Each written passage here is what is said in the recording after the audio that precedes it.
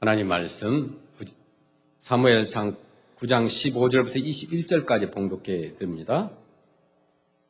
사울이 오기 전날에 여호와께서 사무엘에게 알게 하여 이르시되 내일 이맘때에 내가 베냐민 땅에서 한 사람을 내게로 보내리니 너는 그에게 기름을 부어 내 백성 이스라엘의 지도자로 삼으라.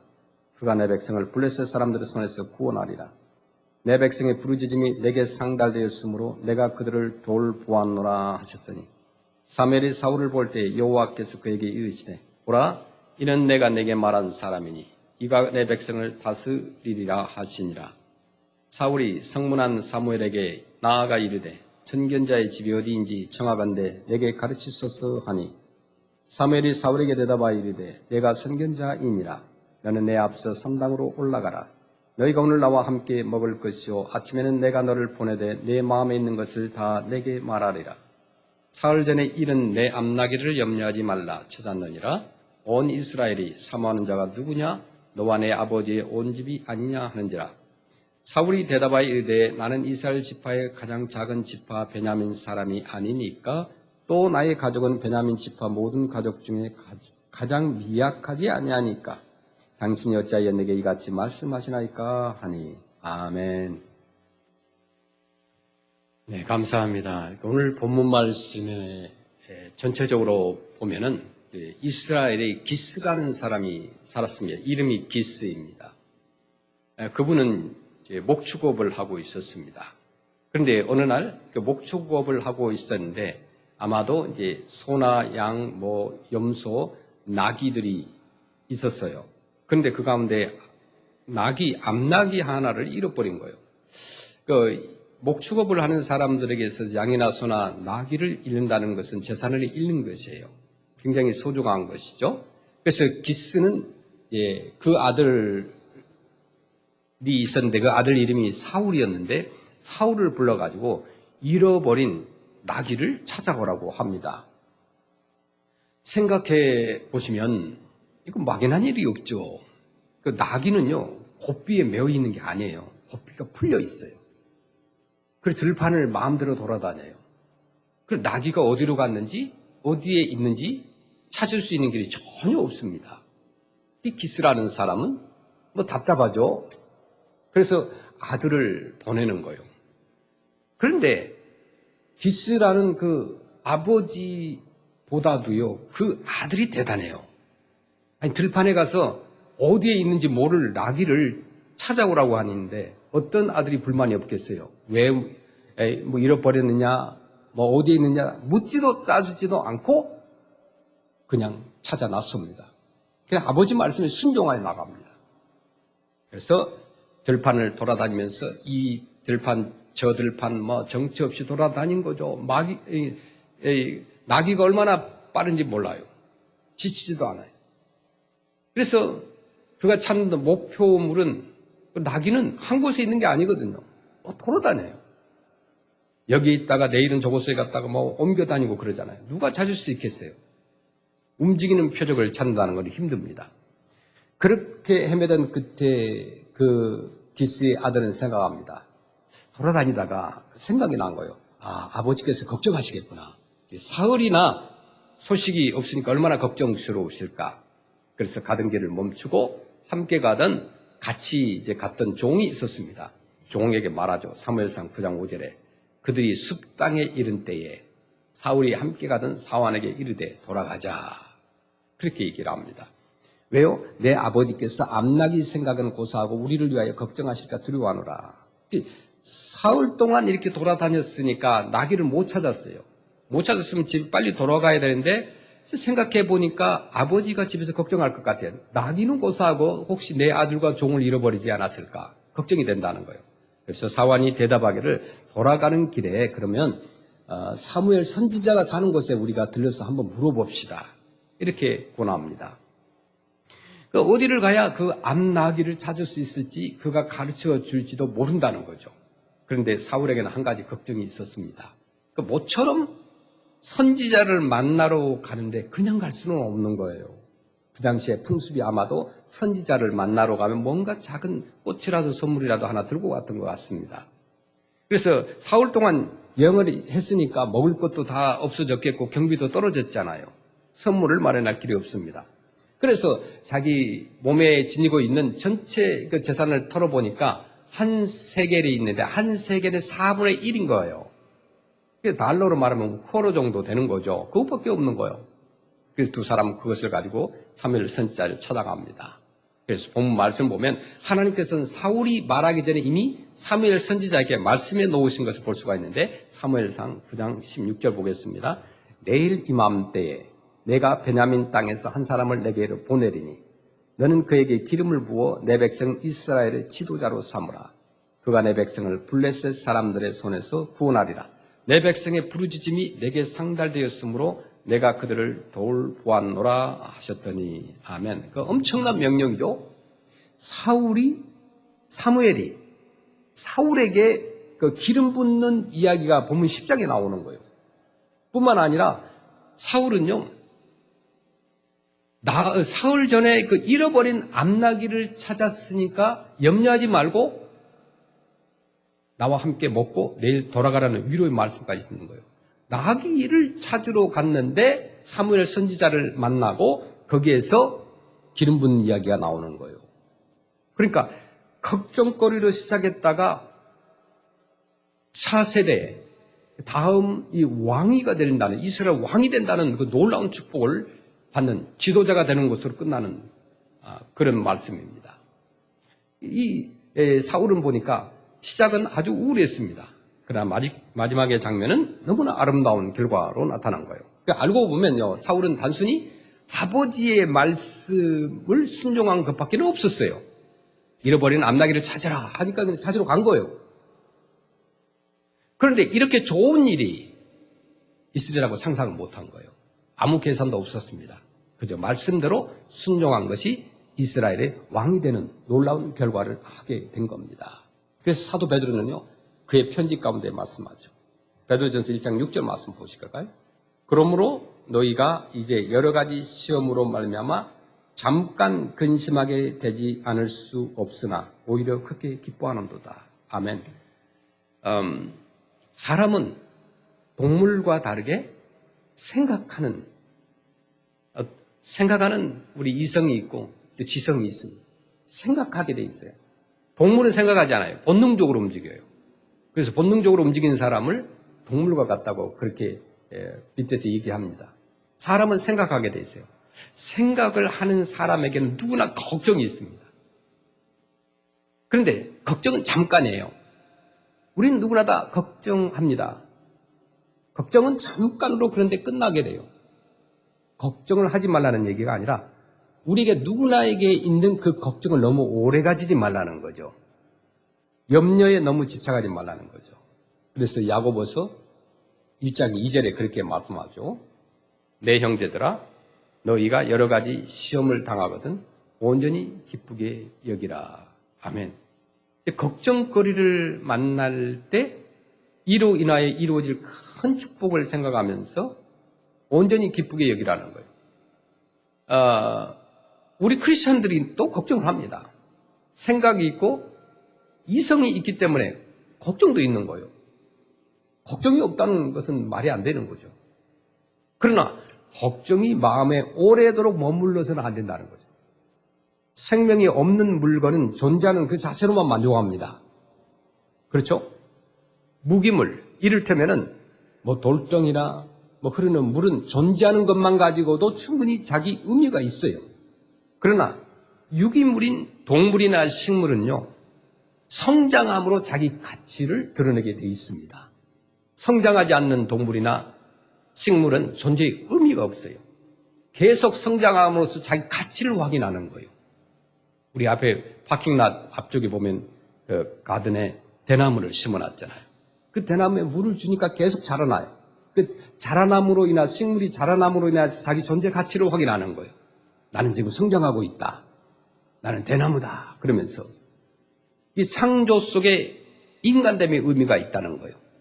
그래서 우리가 살아있다는 것, 존재한다는 것만 가지고는 삶의 의미가 없습니다.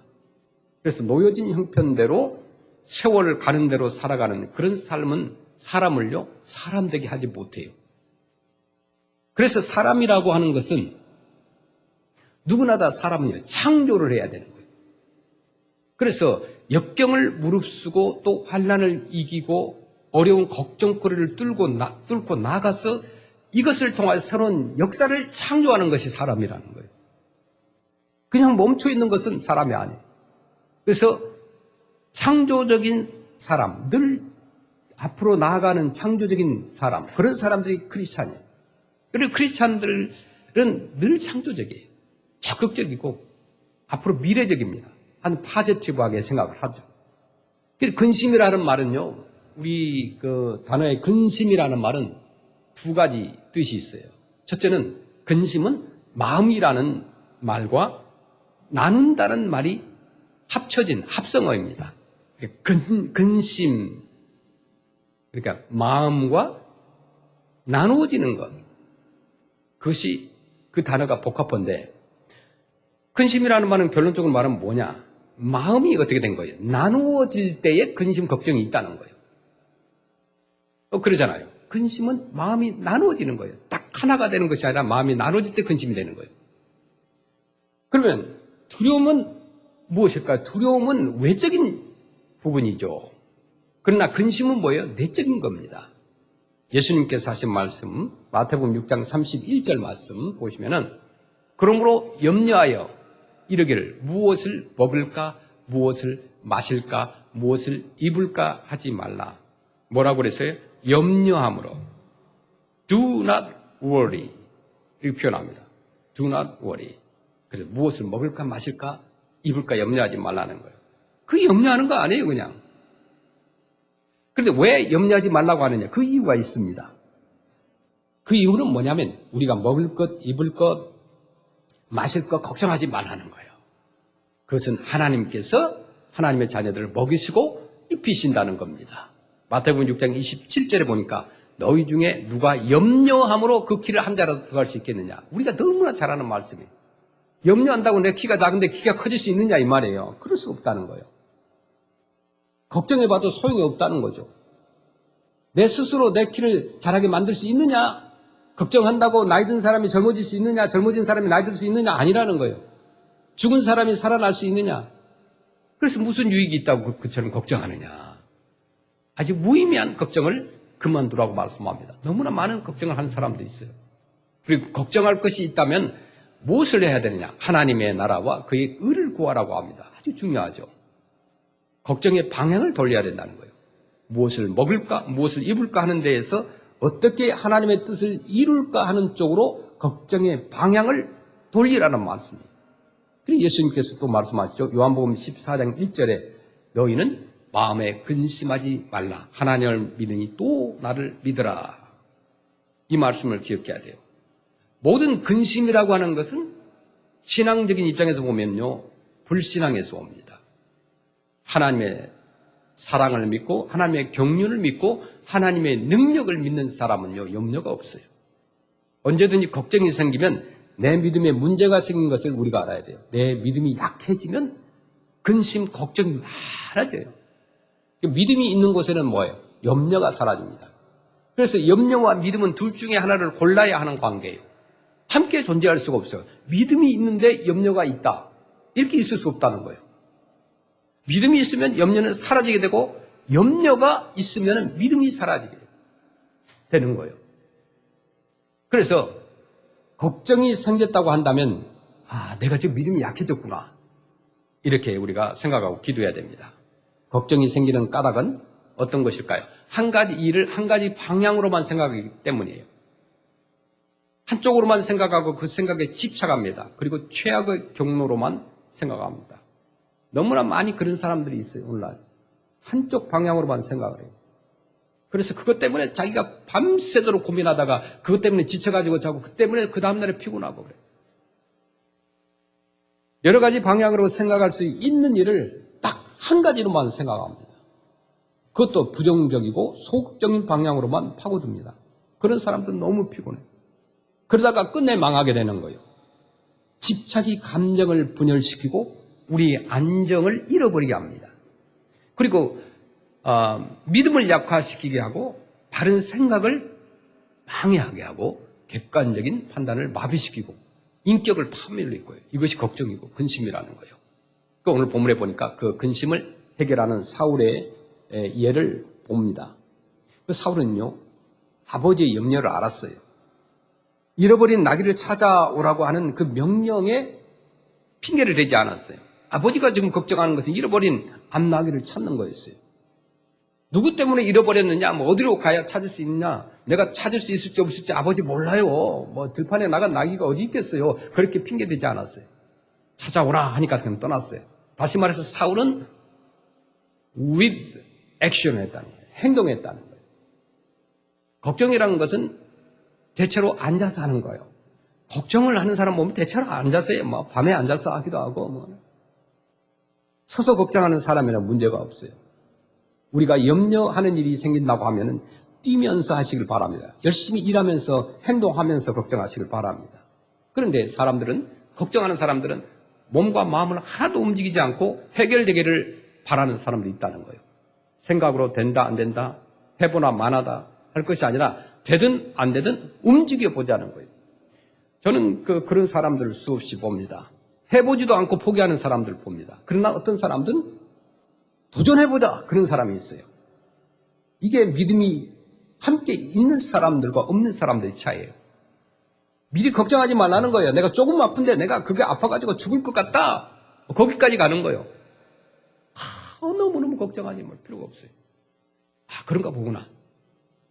아프면 뭐 의사를 만나고 약을 먹고 최선을 다하는 거구나. 이렇게 돼야지. 그냥 막 그 아픈 걸 하나 때문에 죽는 사람이 있어요. 계속 더 아프다는 생각이 들어요. 여러분 생각해보세요. 어린아이가 책을 읽었는데 그 내용을 모른다고 하면 어떻게 돼요? 그게 걱정할 일일까요? 그러지 않죠. 어린아이들은 잘하면서 알게 되는 거예요. 그래서 예수님께서는 마태복음 6장 34절에 이렇게 말씀합니다. 그러므로 내일 일을 위하여 염려하지 말라. 내일 일은 내일이 염려할 것이요 한날의 괴로움은 그날로 족하니라. 아멘. 이 말씀이요 굉장히 쉬운 것 같은데도 또 어려운 거예요. 내일 일을 위하여 염려하지 말라고 그랬어요. 내일 일은 내일이 염려할 것이다. 그러니까 내일이 오고 나면은 내일 염려할 것이 다 사라진다는 거예요. 앞의 일을 걱정하지 마세요. 그날에 가서 걱정해도 됩니다. 너무 미리 생각하고 미리 판단하지 말라는 거예요. 행동이 먼저, 행동이. 먼저 말씀에 순종하고 그 시간 그 현장에서 가서 생각해도 늦지 않습니다. 미리부터 걱정하고 잠 못 이루고 막 속 끓이지 마시길 바랍니다. 그럴 필요가 없어요. 쭉 이렇게 지내보니까 미리미리 걱정할 필요는 없어요. 행동이, 순종이 문제 해결의 열쇠라는 거죠. 우리 크리스찬들에게 있어서. 사울은요, 염려는 하되 생각을 돌렸다는 거예요. 지금까지는 잃어버린 나귀만 생각을 했지만 사흘 동안 헤매고 돌아다녔어요. 그러나 이제 생각을 바꾼 거예요. 그 나귀를 못 찾는 것 걱정한 것이 아니라 아버지를 걱정합니다. 나귀를 찾으라고 보냈다가 아들을 잃겠다라고 염려하실 그 아버지를 걱정합니다.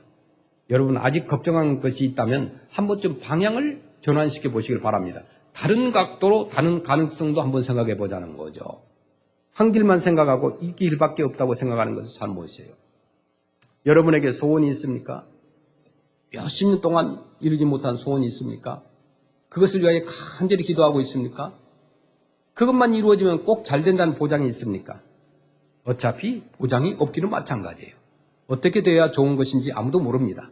안 되면 안 되어서 좋은가 보다, 되면 되어서 좋은가 보다 할 일이지 그것 가지고 그렇게 집착할 일이 아니라는 거예요. 사울은요 이제 지혜롭게 생각을 돌립니다. 아버지를 걱정하여. 그동안 생각했던 나귀가 아니라 이제 아버지의 마음을 염려합니다. 잃어버린 나귀를 찾느냐 못 찾느냐의 문제가 아닙니다. 이제 훨씬 더 높은 가치를 생각하게 됩니다. 자, 우리 크리스찬들이 우리에게 있어서 무엇이 중요합니까? 건강이 더 중요하고 또 믿음이 더 중요하고 진실이 더 중요합니다. 근본적으로 더 중요하고 더 가치 있는 것이 무엇인지 그쪽으로 우리 생각을 돌려야 되는 거예요. 그렇게 할 때 문제 해결에 있는 거예요. 사울이 문제를 해결하는 과정에서 또 한 가지 배워야 할 것은 사무엘 선지자를 찾아간 그 마음입니다. 태도입니다. 하나님께 여쭈어보는 것, 기도로 문제 해답을 얻으려는 거예요. 사도 바울은 말하죠. 빌립보서 4장 6절에 아무것도 염려하지 말고 다만 모든 일에 기도와 간구로 너희 구할 것을 감사함으로 하나님께 아뢰라. 우리에게 걱정거리가 있어요. 어떻게 해야 돼요? 정답은 다 알아요. 기도해야 돼요. 걱정을 멈추고 기도를 하되 감사함으로 기도하자는 거예요. 그 걱정 생각하면 감사가 안 나와요. 그러나 감사함으로 기도하자는 것은 이미 그 근심이 사라졌다고 믿는 하나님께서 해결해 주신다는 그 믿음이 있기 때문에 가능한 거예요. 기도가 없는 걱정은 어느 사이에 사단 마귀의 노예가 됩니다. 시험에 빠지게 돼요. 걱정이 머리에 우리에 떠오르거든 바로 그때 엎드려서 기도할 때라는 거죠. 기도로 모든 문제를 해결하고 그 염려와 근심을 하나님께 맡겨야 됩니다. 그래서 여호와 이레라고 합니다. 여호와 이레. 모든 것을 예비하신 하나님. 사울에 대해서 사무엘을 통하여 다 준비해 놓은 것처럼 하나님께서 미리 다 준비해 놓으셨어요. 사울이 염려를 하나님께 말씀드리기 위해서 찾아왔을 때 이미 문제가 해결되어 있었다는 거예요. 사흘 전에 이른 네 앞나개를 염려하지 말라 찾았느니라. 얼마나 고마운 말씀입니까? 걱정거리가 다 해결됐다는 말씀이에요. 안식일이 지난 새벽 마리아와 그 여인들이 예수님께 드릴 향유를 가지고 그분의 무덤으로 갑니다. 보통 사람들 같으면 그렇게 할 수가 없었을 거예요. 예수님의 그 무덤에 가면 로마 군인들이 버티고 있을 텐데 큰 돌로 막아 놓았을 텐데 누가 열어줄까 생각해 보면은 한두 가지 걱정이 아니겠죠. 가봐도 우리 연약한 여인이 어떻게 그 돌을 옮길 수 있을까?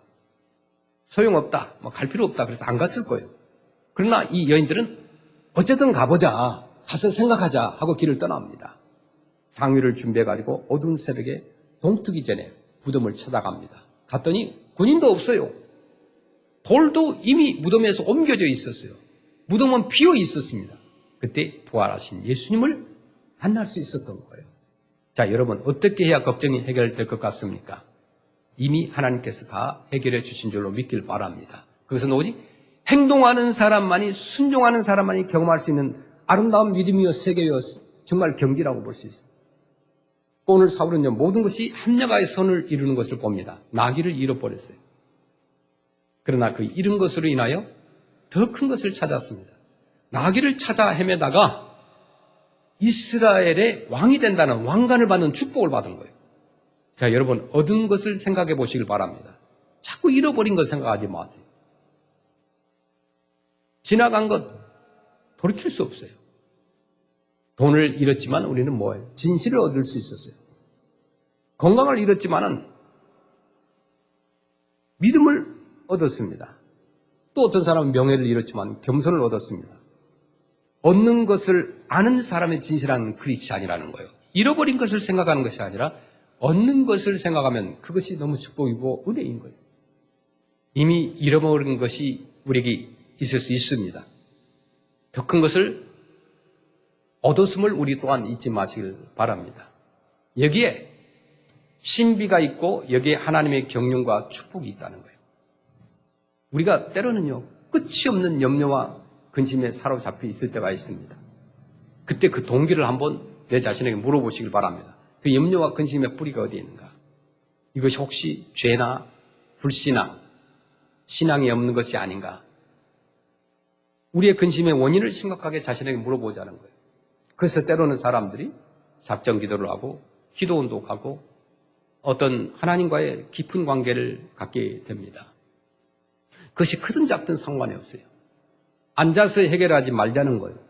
순종함으로 해결하자는 거예요. 움직여보자는 거예요. 하나님께 기도함으로 문제를 해결받아야 됩니다. 그 믿음을 얻고 진실을 되찾게 될 때 모든 것이 합력하여 선을 이루게 될 줄로 믿습니다.